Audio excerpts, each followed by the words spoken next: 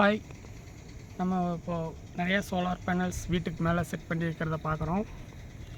இந்த மாதிரி சோலார் பேனல்ஸை வீட்டுக்கு மேலே செட் பண்ணிங்கன்னா வீட்டுக்கு தேவையான கரண்ட் பில்லெல்லாம் ரொம்ப கம்மியாகும். இதுக்கு கவர்மெண்ட்லேருந்து, மத்திய அரசாங்கத்திலேருந்து நிறையா மானியம் கொடுக்குறாங்க. இந்த எலக்ட்ரிக்கல் போர்டில் கொடுத்துருப்பாங்க.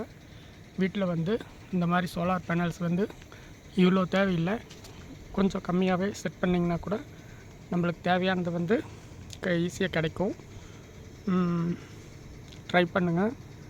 இந்த மாதிரி சோலார் பேனல்ஸ் அமைச்சிங்கன்னா நம்மளுக்கு ரொம்ப யூஸ்ஃபுல்லாக இருக்கும். இது ஒரு லைனுக்கு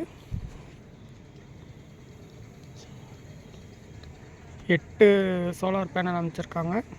இதில் மொத்தம் 5 லைன் இருக்குது.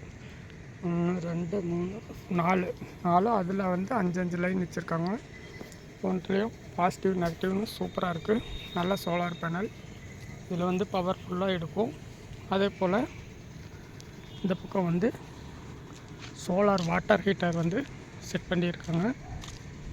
இந்த மாதிரி சோலார் பவர், சோலார் வாட்டர் ஹீட்டர்லாம் யூஸ் பண்ணிங்கன்னா வீட்டில் கரண்ட்டு பில்லு ரொம்ப கம்மியாகும். இது சோலார் வாட்டர் ஹீட்டர் இப்படி அமைச்சிருக்காங்க பாருங்கள். இந்த மாதிரியெல்லாம் ட்ரை பண்ணிங்கன்னா உங்களுக்கு கவர்மெண்ட் நிறைய மானியம் கொடுக்குறாங்க. இதன் மூலமாக உங்களுக்கு நிறையா பணம் மிச்சமாகும். ஒரு இடத்துல லட்சக்கணக்கில் கரண்ட்டு பில்லு வரும். அந்த மாதிரி இடங்களில் இந்த மாதிரியெல்லாம் ட்ரை பண்ணிங்கன்னா உங்களுக்கு பெஸ்ட்டாக மணி சேவிங் கிடைக்கும்.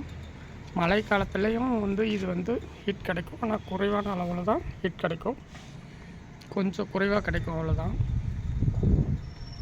எல்லோரும் இதை ட்ரை பண்ணுங்கள். இதனோட ரேட் எல்லாம் கொட்டேஷன் ஆன்லைனில் நீங்கள் போட்டு வாங்கிக்கலாம். உங்களுக்கு தேவையான அளவில் கிடைக்கும். லோனும் கிடைக்கும், மானியமும் கிடைக்கும். Thanks to all. பை.